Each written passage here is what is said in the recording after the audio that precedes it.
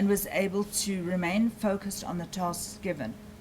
Her speech was coherent and orientation for person, place, and time was intact. However, during the first consultation, she found it difficult to discuss her emotions. Marcel was always well-groomed and neatly presented.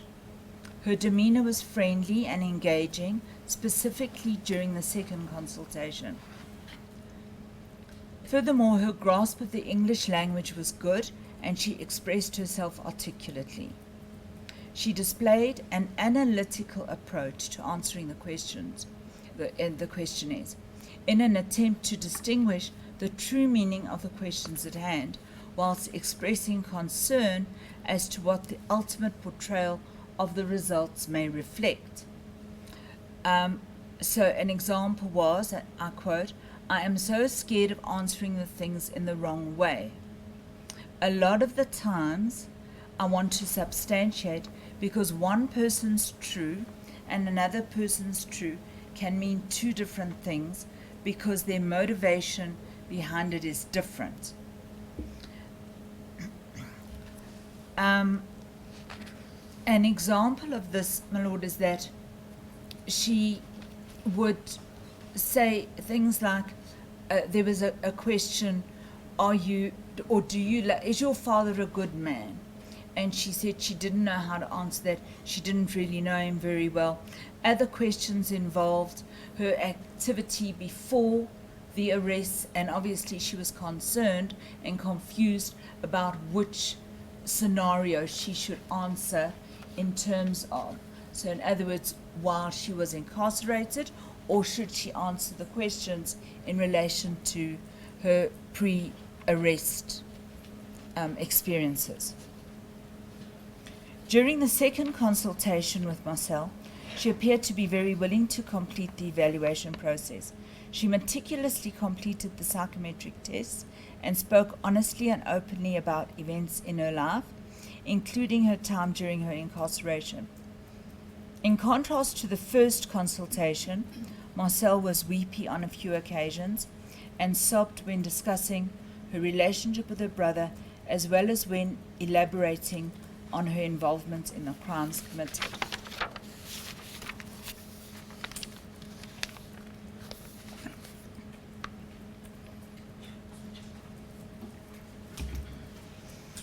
The tests used, would you like me to go through exactly what it, okay.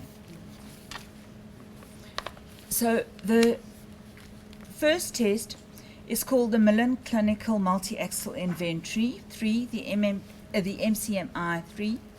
This test focuses on personality disorders and clinical symptoms, and the results therefore focus on these problematic behaviors. It cannot describe a person's strengths and competencies. To optimize clinical utility, the test results highlight pathological characteristics and dynamics rather than strengths and positive attributes. The results should be integrated with all other sources of information, current life circumstances, observed behavior, biographical history, interview responses, and information from other tests in reaching professional decisions about this individual. The MCMI includes 22 clinical scales, which have been divided into 3 categories to provide information as regards personality pathology. The test is developed in such a manner that the results, in the form of different scales, reflect personality disorders as indicated by the APA, which is the American Psychiatric Association's classification system. The 3 categories are the personality style, the severe personality scale, and the clinical symptom scale. In terms of the Grossman personality facet scale under the MCMI-3, the results suggest that Marcel either has abused or is currently abusing legal medications or street drugs to the point of experiencing both personal and family problems.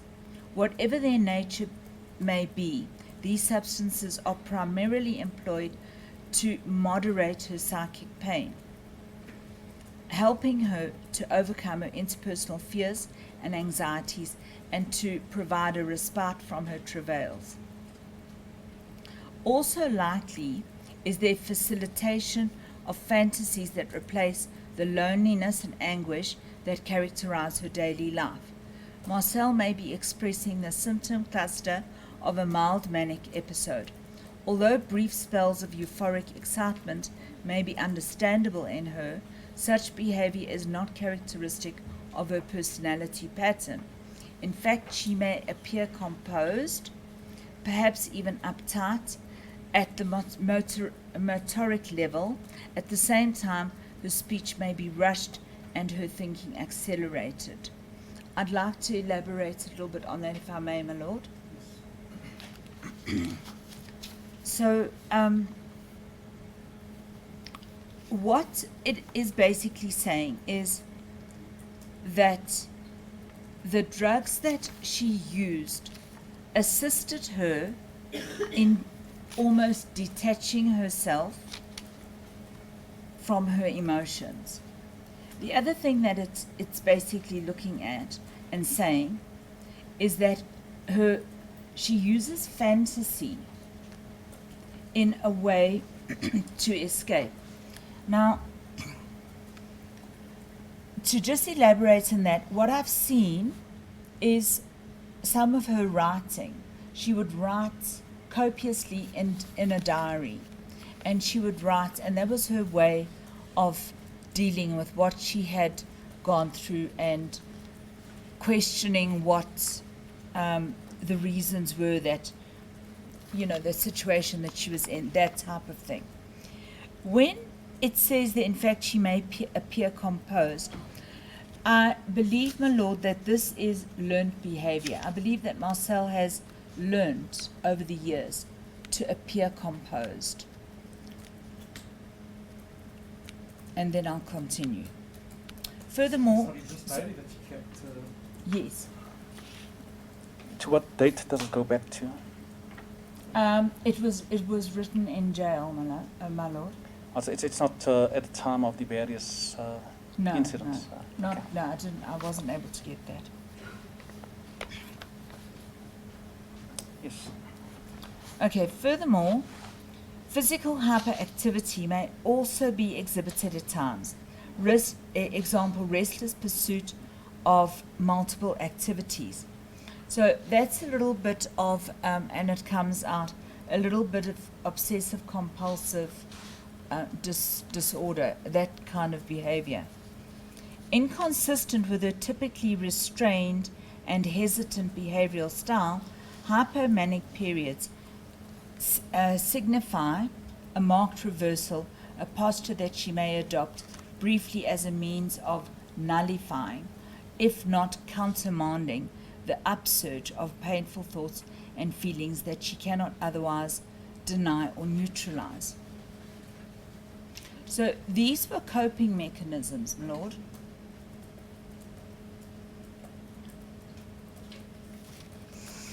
And just to give you an idea of the way this is scored, is this test is a questionnaire where she has to say true or false, and she answers, I think it was 175 questions. It's been standardized. We obviously not in South Africa but overseas, but it has a factor that has been incorporated in the test, which we as in layman's terms call faking bad or faking good.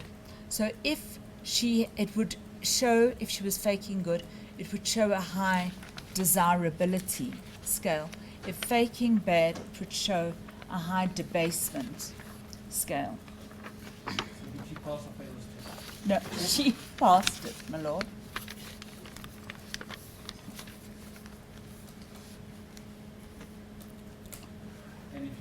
passed the test, what does it mean? It means that she was honest in her responses and that the findings can be seen as reliable and valid.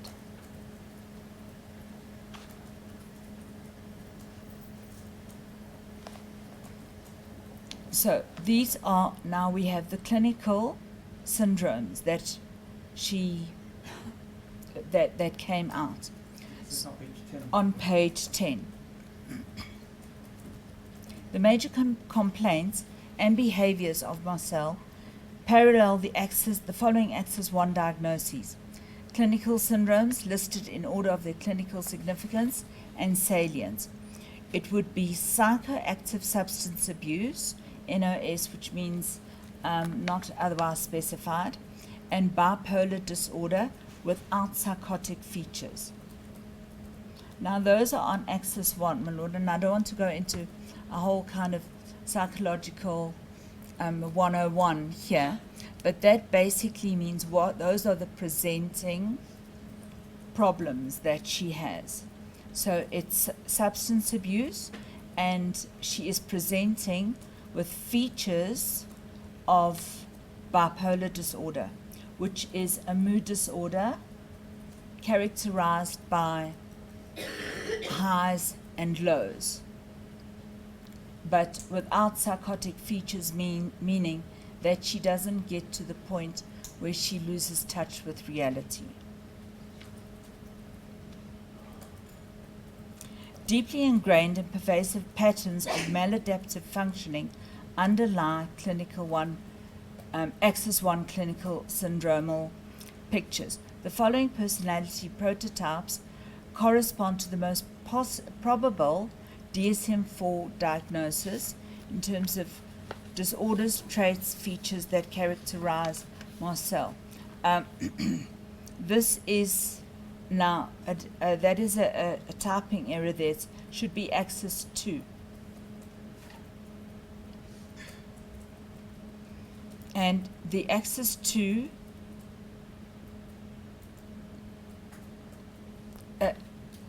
shows the avoidant personality features and obsessive compulsive personality features.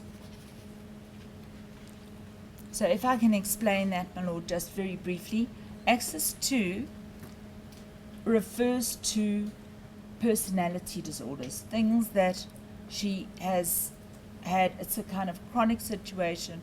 People with these disorders don't often look or seek therapy because they don't really, feel that it works. And in terms of doing therapy with those two, it's, those are part of her personality. It's unlikely to change. However, with the substance abuse and the bipolar, those are treatable, the Axis 1 syndromes. Is a person born with this? Sorry? Like with Axis 2. Yes. It's a bit of both, so it's a bit of nature-nurture.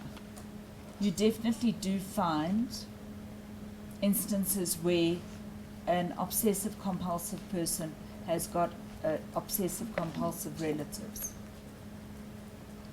And avoidant,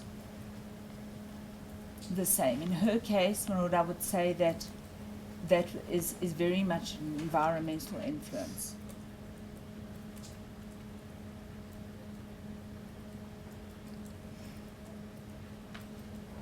If one looks, my lord, at if you had to look like on a continuum of personality disorders, those two personality disorders are not problematic. On the spectrum of personality disorders, one also finds antisocial, narcissistic, those types of personality disorders where we're talking about problems with people with serious pathologies.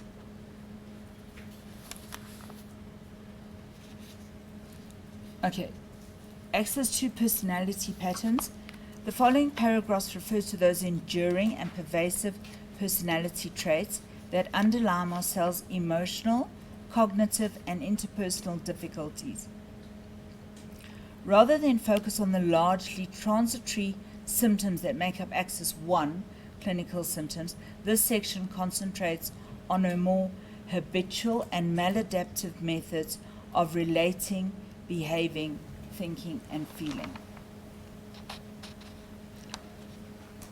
So the MCMI pattern characterizes an apprehensive distancing, if not aloofness, from others, a marked deprecation of her self-worth, a general social shyness, and awkwardness. Although this offender, which is myself, desires closeness with and affection from others, she may self-protectively seek to deny or restrain these feelings.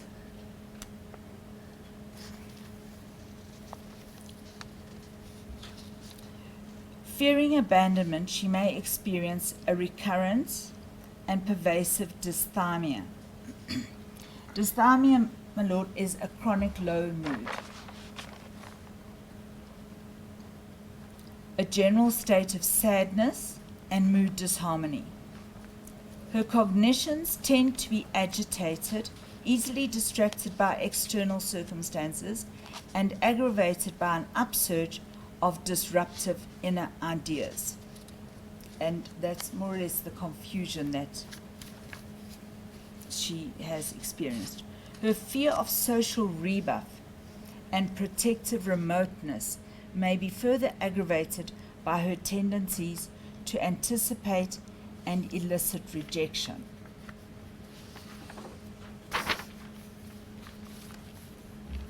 This is thirsty word.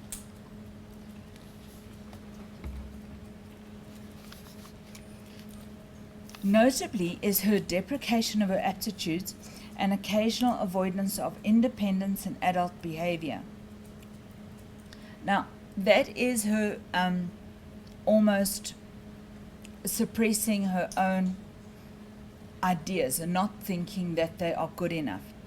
And this ties into which something that we speak about later, my lord, and which if I may just indulge you, is that it's almost like an arrested emotional development.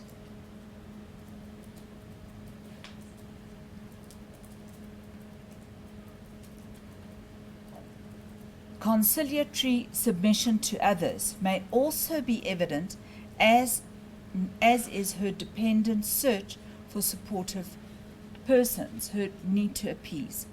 Despite her strong desire to relate to others, she denies these needs and maintains interpersonal distance.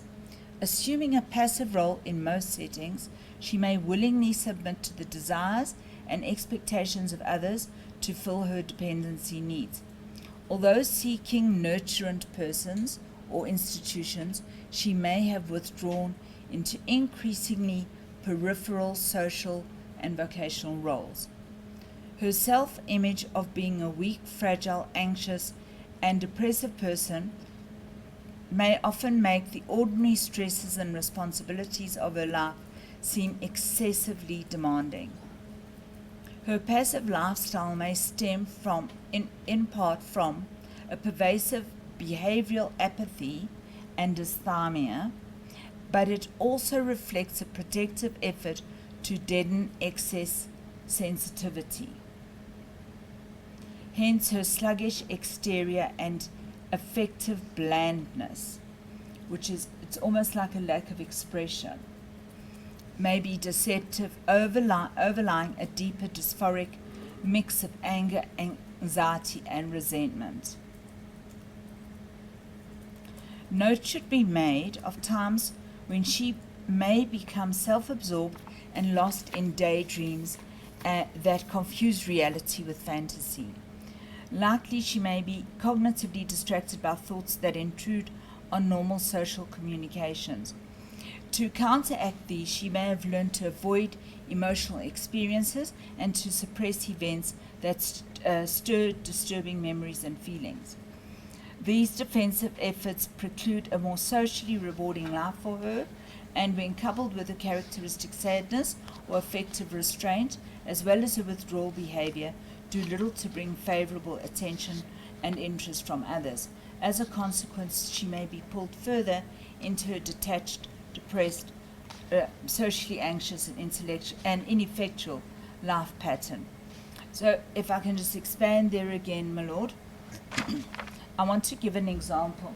Marcel said that she used to, when she had to do the dishes all the time, or the cooking, I beg your pardon, my lord, the cooking.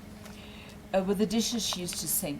With the cooking, she used to pretend that she was on these cooking shows, and she would give this kind of commentary, running commentary, about what she was doing and pretending that, you know, it was part of this cooking competition.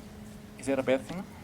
Is that a bad thing? Yes. No, it's not. It just shows, however, my lord, her ability to detach and to deal with, you know, it's not a very nice. I mean, I think a lot of children, my lord, could actually do that. You know, go into I've got to do this and this today. I'm going to pretend that I'm Nigella, and therefore, you know, so this is the way we cook the rice and whatever. I mean,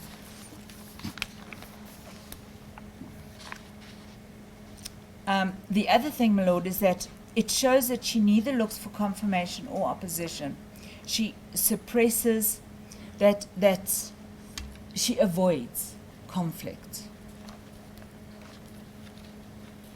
And then we go on to the Minnesota Multiphasic Personality Inventory number 2, the MMPI-2. So both of these tests, my lord, were actually sent with the answers to Jopie van Rooyen, which is the people who this what do you call it? This organization where they process the answers and give out the results of what it is. So it's there are no errors. The MMPI is seen as an objective measure of characteristics, symptoms, and personal attitude. It is an instrument designed to assess a number of the major patterns of personality and emotional psychological disorders in adult men and women. The MMPI remains the most widely used and well-researched test of adult psychopathology.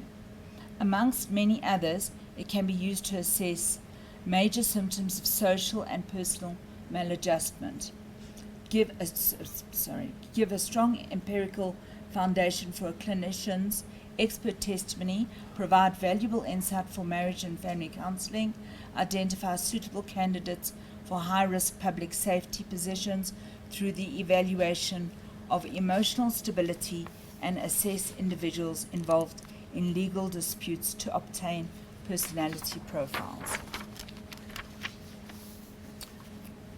Marcel responded to the MMPI-2 validity items in a very open manner. While she reported a number of mental health symptoms, she had no clinical scale elevations. The possibility that she has a substance abuse or use problem is a possible source. So, my lord, what it's saying is that there are no psychopathologies. And that is the result, but there is substance abuse.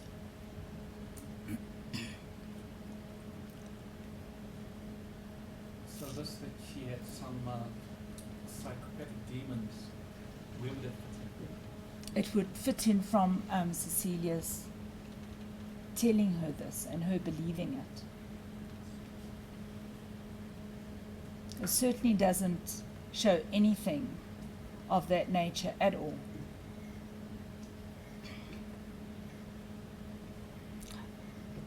The mental health considerations. Marcel's MMPI-2 clinical profile is within normal limits.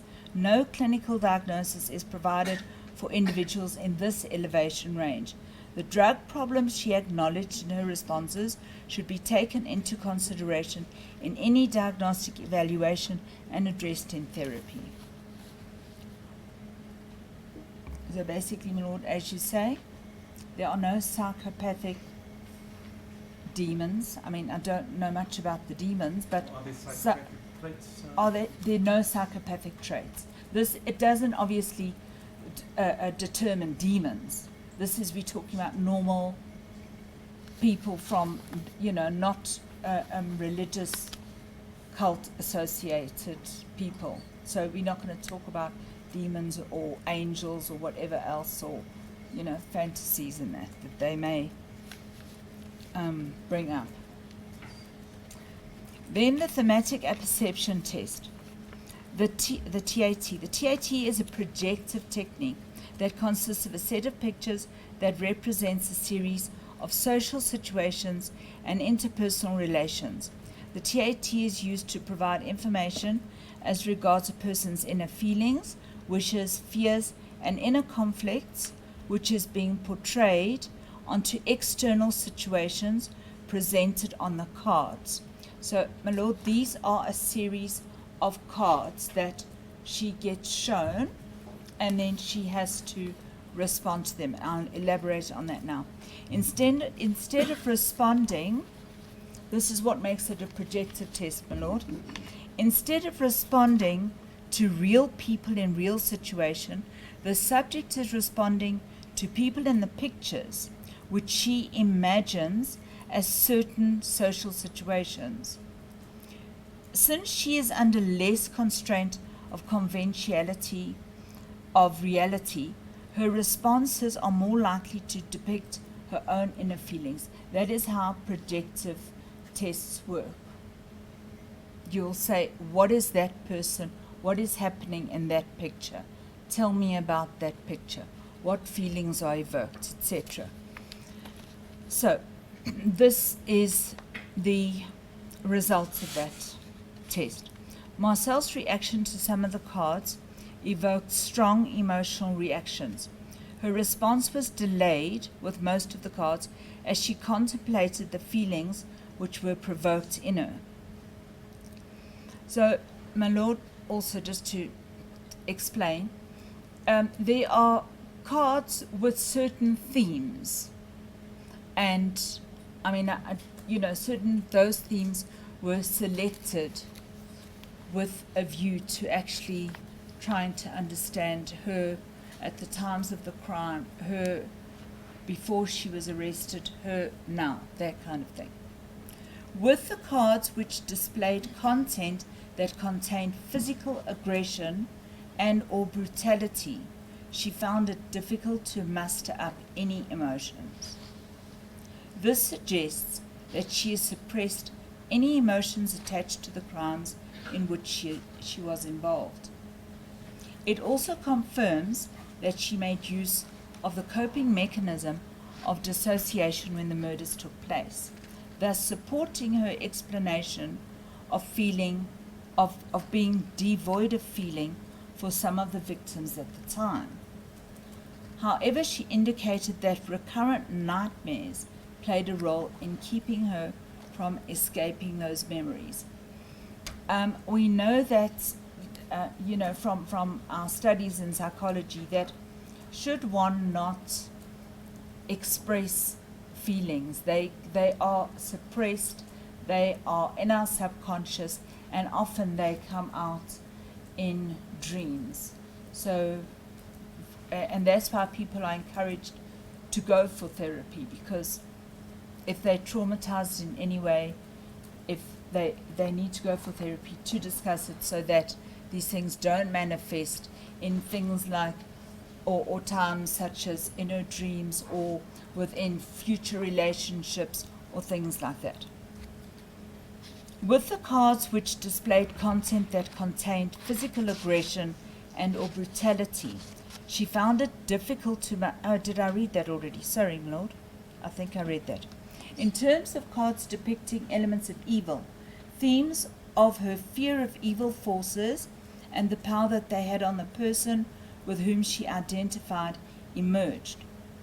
She related that these evil forces would take over a person's body, a clear projection of her fears whilst part of Cecilia's group of the very same thing happening to her. And Lord, she actually said that at one stage. I feared that the demons would take over my body. Okay, page. Is this an objective test? It's a project. Can't a person malinger and just know what this is all about? On this test, it's very unlikely, Yes. because one would, then, but also in terms of just my training and that, I would recognize malingering. The cards depicting mother and child relationships. Sorry?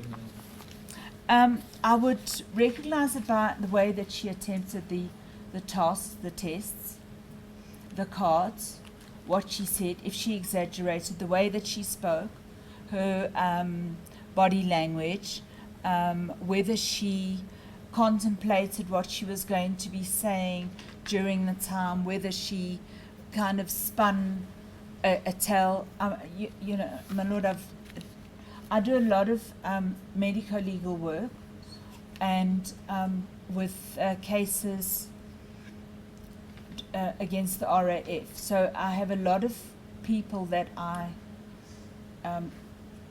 assess, and malingering is one thing that we have to keep in account a lot of the time, because But this is unlike the RAF matters. no, I know, my Lord. What I'm trying to say is that, I would recognize malingering. Now this I think the last portion of page 12. Yes. Did she? I think you say she related that these evil forces would take over a person's body. Yes. When would that have been? While she was still living with Cecilia? Yes. Or So- when she thought back while she was in prison and thought back Yes. about this, when exactly was? So this was the interpretation. So she was shown a card, and it was a card where there was a woman, and in the background was this really wicked-looking old woman standing there, and she said that made her feel as if somebody is going to take over that person's body. Now, in terms of projection, she's talking about the card and the people in the card. Now, that is why we call it projection. She's projecting her own fear, because she had explained during the interview process that she was afraid of demons taking over her body. So this is a projection. There's also a witness when there would be highlights. Yes. And when Cecilia's face would be sealed off, and Ria and the other Yes. people of the overcomers with Christ. Yes, that's right. So then they start praying. I think they were told that the witches from the Satanic Church would then penetrate into Cecilia's body. Yes, yes. So I'm trying to understand. yes. So that is where she would get that idea from, my Lord. That taking over someone's body is exactly where she would get that idea from. And obviously, I think this has got all in the spiritual realm. Most definitely, my Lord, and it's we continue, and you'll see more of it. Yes. You may proceed. Okay. As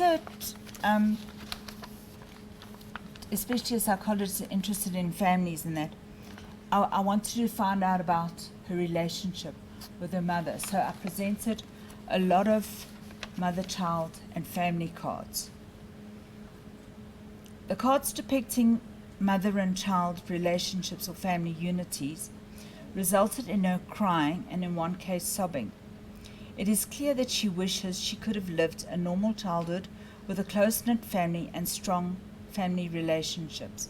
She associated these family cards with feelings of isolation, loneliness, weariness, hopelessness, and despair. Additionally, she explained that the person with whom she identified in one of the cards felt trapped, but turned to her books and her diary, especially when her opinions or attempts to engage with family members fell on deaf ears. Moreover, family expectations exhausted her, and she lacked the motivation and energy to do what was expected of her. Nonetheless, she kept on trying to please them and gain their approval. In conclusion, it is clear that Marcel's results from the TAT projective test parallel her life experiences from an early age to date.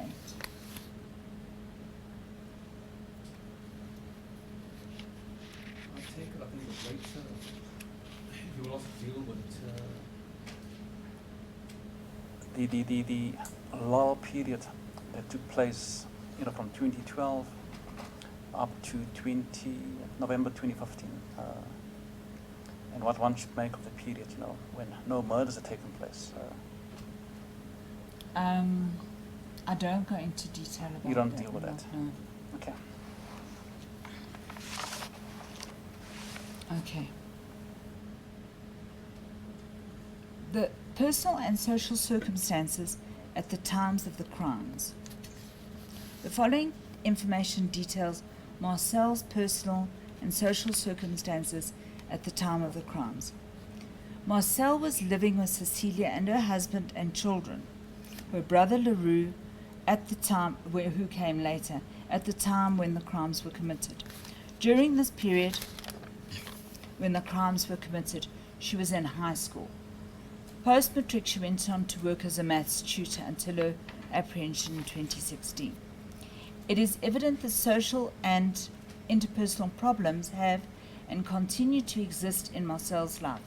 Prior to her incarceration, she was not successful in maintaining significant relationships except with her mother and brother, as well as with Cecilia's husband and children. She never had anyone to confide in and had withdrawn from her peer group. Apart from the group, which consisted of Cecilia, her mother and brother, who were also subsequently involved in the crimes, Marcel was isolated from any type of physical, psychological, and or emotional relationships. Marcel has been in prison since her arrest in 2016. Her relationship with her mother is strained due to her testimony in court. However, she still communicates with her brother, who is also serving a prison sentence, and her father. Her father's ex-wife, Mrs. Hannelise Skeepers, has also given her consistent support during Marcel's incarceration. Marcel has made a few friends while she has been incarcerated.